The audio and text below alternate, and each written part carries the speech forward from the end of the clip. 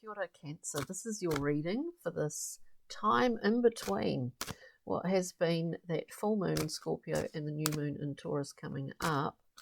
So let's see what's on the storyline today. Take what resonates, leave what does not. And thanks for tuning in. Thank you for tuning in, Cancer. We always go through and clarify on this channel. Excuse me, and I am trying to keep the readings quite succinct at this time. So let's just see. That's right. A rock, mineral, and crystal face down. You can carry in your mind's eye during the week for a little bit of camaraderie with the old mineral and stone world. All right, so let's get into it, Cancer. If you know what your ascendant, moon, and even Venus are in, if it is Cancer, check this reading out. Right, we're coming out here with, as I said, we do go through and clarify. We're coming out here with the Seven of Swords to begin with, which is, I won't beat around the bush. It can be a difficult card, you know. It can be a card of knowing, understanding our ability to sabotage ourselves. It can play out in other people, in our lives where we might feel that we're being deceived, or people aren't being truly honest. You know, traditionally the thief in the night goes and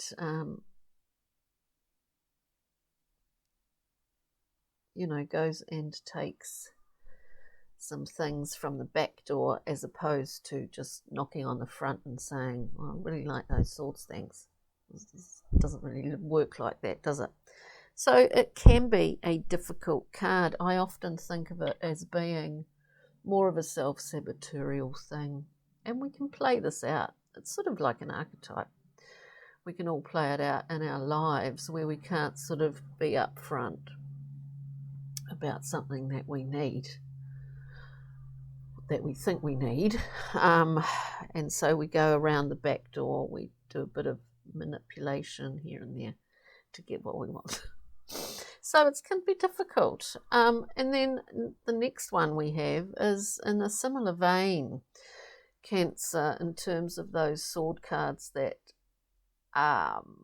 can speak of, you know, self-sabotage or letting ourselves down. We've got the Five of Swords, another similar number. In the Five of Swords, you know, that there are elements to it whereby, you know, someone might just take 5 swords and leave a couple behind in case they change their mind later. Or, you know, taking credit where it's not due. Look, I'm not suggesting this is all kind of playing out in your zone. It may well be experiences that you're processing at the moment, and those experiences may well have been from the past, because we all have those experiences, you know, as humans. Next up, the Hermit. The Hermit is a beautiful card, Cancer, shining a lantern, a light, not only in one's own dark corners, but often there's a guidance factor with the Hermit, that hero's journey, that someone that you look up to or that you admire, or as a compadre, you see the journey that they have been on, and they can help you facilitate when you feel that you are embarking on your own journey. This is simply about illuminating darker aspects of your own psyche, you know. So you can see that in others, you can see it in yourself. So it's all very interesting. So let's just go through, we'll clarify for Cancer with the excuse me, with these cards, with this storyline. Let's look at that 7, please. The 7 of Swords. 7 of Swords. We'll just get a couple cards. Okay.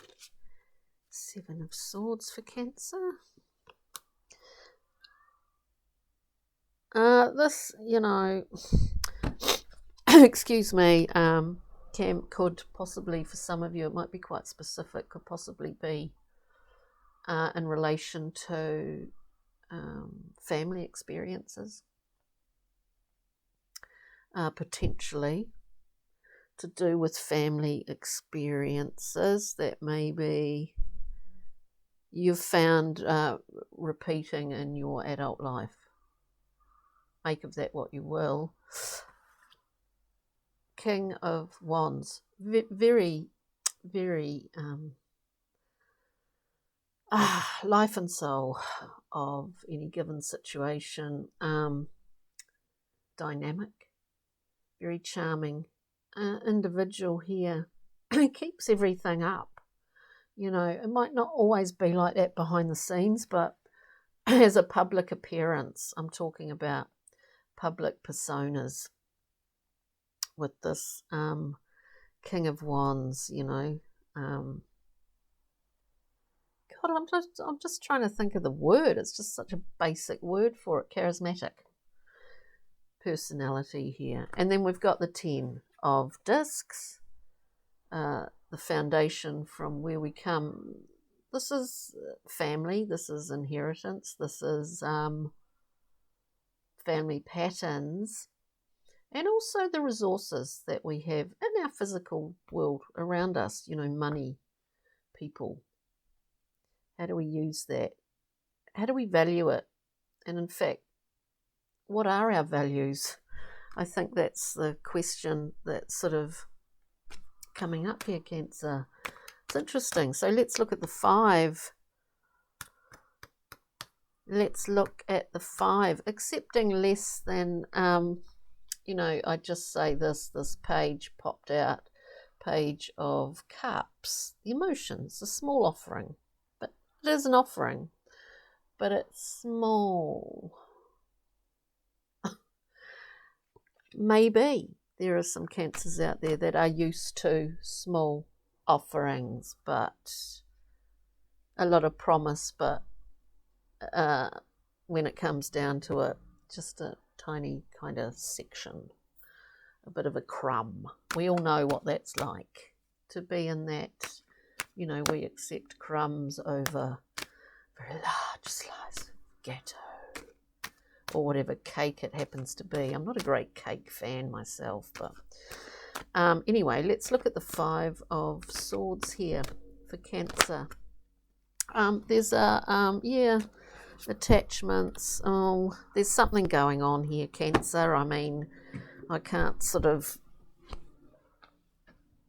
whether it's an individual in your life, whether it's aspects of yourself that you understand, because I do believe that you are of that nature to understand, right? We're looking at the 5 of Swords. We're looking at maybe habits and attachments that we are in the process of figuring out. That's all we need to do, is to be aware of them, isn't it? Is to be aware of them.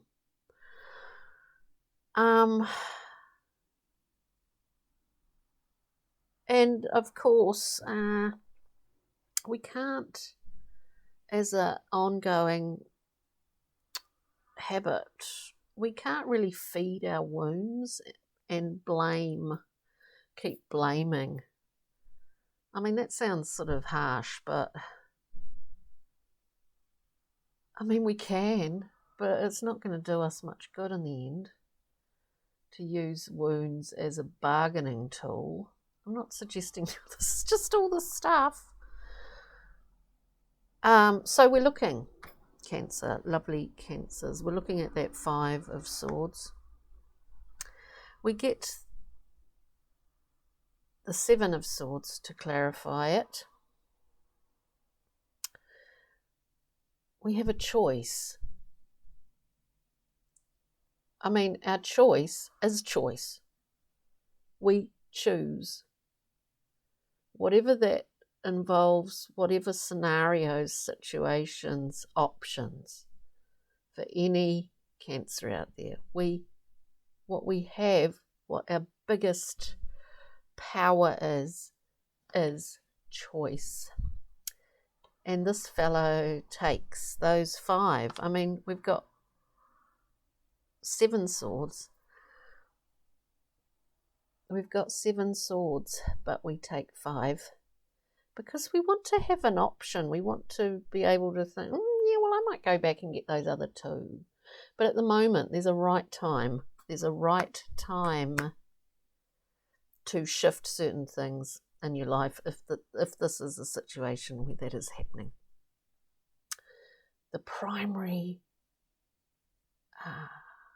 thing is to be aware of something. We can't always wave a wand and everything changes. There's time involved. There's an attachment here as well. There's a benefit somewhere in this, whether it's self-sabotage, whether it's banging up against wounds from childhood. It's a wide area in here. There's an attachment to something. There's a what's the word? There's something that it's just a little bit too difficult to let go of at this current time. But it is enough, I say, always to be aware, just to be aware. We've got the devil coming out here as well, Cancer. It's quite full on. The devil coming out as a voice of saying, yeah, well, there are certain things that we get attached to. Sometimes they're good. Sometimes they're not. Addictions, attachments, we all have them. Let's face it. But sometimes there's a dependency or a codependency, whether it's on using wounds as a bargaining tool. As a currency, I suppose, is what Caroline Myss talks about, using those as a currency. And then after a while you forget you're doing it, And then it's like, oh shit. Not suggesting you are. But this is all in here. There's all sorts of stuff in here. So let's just look at this Hermit, because we're shining a beautiful lantern. It's like, yeah. What's it like for Cancer? So we're looking at the Hermit shining a light. We're really bringing the light in, because it's sort of like lifting up something that's been on the ground, like here, and when I'm in the garden, lifting up this thing, there's all these little bugs and things jumping around, and I think, that's interesting to observe. Life, isn't it? It's just life. It's amazing that it's just life. We come to the Hermit. The lantern is shone in darker corners, so we can see what's there, so we can be aware of what's there. We get the Queen of Pentacles, Cancer, beautiful Queen. Make sure everyone's okay, but really she's in a good, secure position. She has to be that in order to be able to make sure others are okay. She's worked her way up to that throne. Benevolent, humble, generous. The prime qualities of a queen. And then we have the 3, passing it on to friends. Celebration.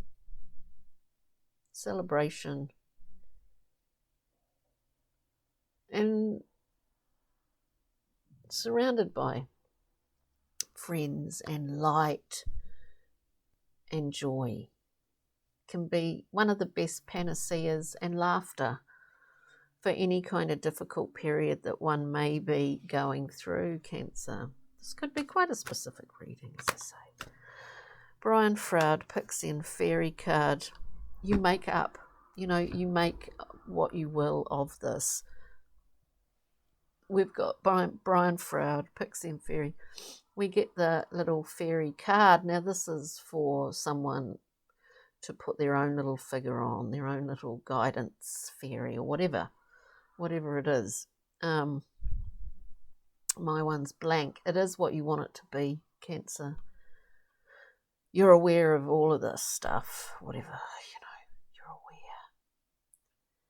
And as I say, there's nothing like laughter and light and joy and being able to receive, to lighten the load sometimes. We also have the Piper. This is a very sexy person here. It is about transitions. It's about moving into new zones, moving through. We hear the call. It's time. And we embark, going through a kind of liminal space. We embark on it. We hear the Piper's call. It's a time of transition for some of you Cancers out there. Transition meaning moving into a new phase of understanding where you're at, what it's all about for you. On that note, let us pull. You can carry in your mind's eye rock mineral crystal for the week, Cancer. And we have beautiful smoky quartz. Dispels negative energy, home protection, earth connection, achieving career success. This could all be part of your life at the moment. On that note, ka kite Cancer, take good care, and we'll see you next time. Thanks for all your likes and tuning in and comments, whatever. Really appreciate it. Ka kite, bye.